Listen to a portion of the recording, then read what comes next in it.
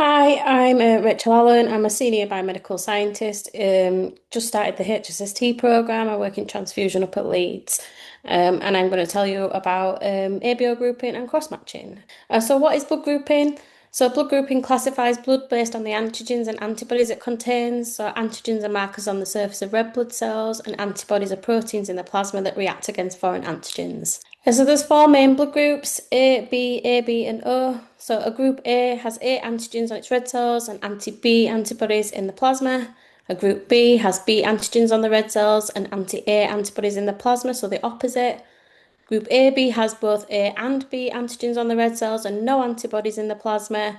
And group O has no antigens on the red cells and anti-A and anti-B in the plasma. People will often say that they are O pos or A neg. So the pos part actually refers to RHD, not Rh factor or rhesus. That's wrong. RHD is just another antigen on the red blood cells, and if you have it, you're RHD positive, and if you don't, you're RHD negative, and that's important for transfusions and pregnancy. And so, how do we actually determine the blood group in labs? So we test the patient red cells for the presence of antigens on the red cells, and that's a forward group.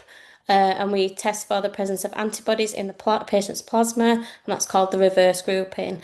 And we're looking for the presence of agglutination. If agglutination is there, then either the antigen's present or the antibody's present, depending on whether it's the forward group or the reverse group.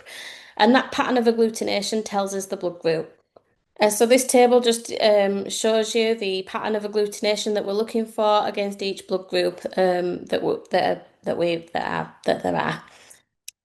So that first picture showed you like pipettes and test tubes. Things have moved on a little bit since then. So most transfusion laboratories actually use gel card technology, which is the picture on the right-hand side.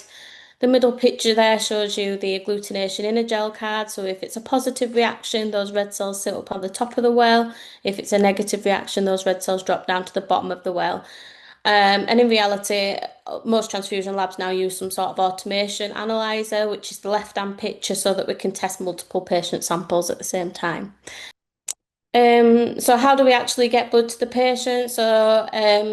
We have to do cross-matching. So the cross-matching is a core part of the pre-transfusion testing, and it serves as the final check of ABO compatibility between donor and recipient. And it's the same principle as the ABO testing. You're looking for testing donor cells against patients' plasma antibodies. So the cross-match can be done manually using a gel card. It can be done automated on the analyzers that I showed on the previous slide, or it can actually be done electronically now. So an electronic cross-match uses strict rules within the laboratory computer system, and it matches the donors and recipients. But the patients have to meet strict criteria for us to be eligible for electronic cross-match. And why do we do it all? Because basically ABO incompatible transfusions can be fatal. Next slide, please. And there's just some links there for further information if you want some useful websites. Thank you.